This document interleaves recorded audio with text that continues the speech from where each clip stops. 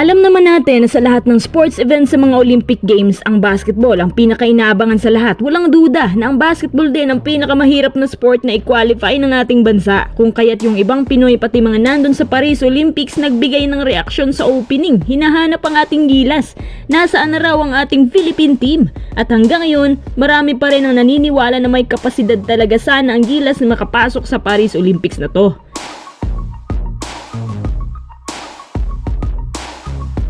Bago tayo magpatuloy, kung nais mong suportahan ang aking channel, just click subscribe and share. Salamat nga pala sa mga nag-follow sa ating bagong TikTok account. Sa mga hindi pa nakapag-follow, baka naman.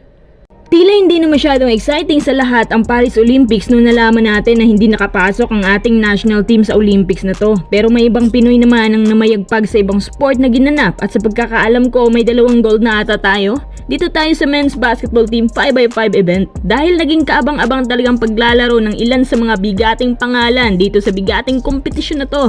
Since nung dumalo at naglaro na ang Team USA laban sa Serbia, nakakapanindig balahibo nga naman itong pagkakaisa ng mga big time Hall of Famer stars ng Team USA at pinaniniwala ang mai-sweep nila ang kompetisyong to featuring Steph Curry at LeBron James. Tampok din ang pagiging emosyonal ni Giannis Antetokounmpo dahil nabasag na rin nila sa wakas ang 16-year Olympic drought at finally heto na sila at isa sa mga namayagpag.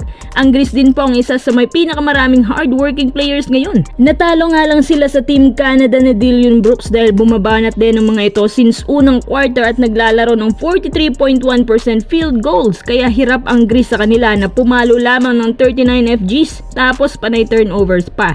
Nice play naman na talos magkamatch lang ang Spain at Australia. Australia? Parang pamilya sa akin ang kulay ng uniform ah. Di ba sila yung pinagsususuntok ng mga Pinoy sa FIBA World Cup? Siyempre, hindi kumpleto ang Olympics na to kung wala ang NBA Rookie of the Year na isa sa mga highlights na si Victor Wembanyama na kung saan pinangunahan niya ang match last game with matching 19 points, 9 rebounds, 4 steals at 3 assists. Pinataob nila ang Brazil.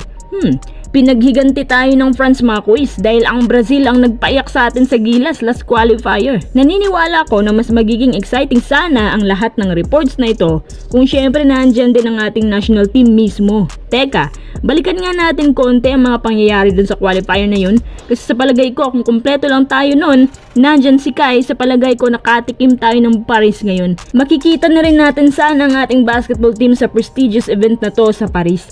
Alam ko na sasabihin nyo na hindi pa rin tayo makamove on. Sayang kasi, may lang naghahanap talaga sa atin doon. Nasaan na raw ang ating Gilas Pilipinas? Mukhang isang malaking challenge to ah. Ayon kay Coach Tim, sa palagay niya, wala masyadong lackings ang Gilas. Pero aminado siya na kulang tayo sa tao. Kung siguro may restback big man tayo gaya ni AJ Edu or Angie Kwame, malaki-laki ang chance natin. Sa kabila ng lahat, pinangako naman ng Gilas at SBP na may mas malaki pang pasabog ang ihahain nila sa mga susunod na kompetisyon.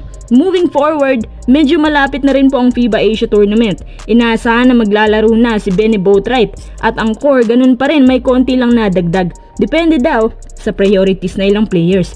Pangako naman ni Coach Tim na mas maghahanda sila sa kompetisyong yan para makuha nilang back-to-back record ng gintong medalya at nang sa ganon, mas makuha natin yung respetong sinasabi nila na King of Asia daw tayo. Pakiramdam niyo mga koys, good move ba ang pagsama kay Boatwright sa Gilas lineup?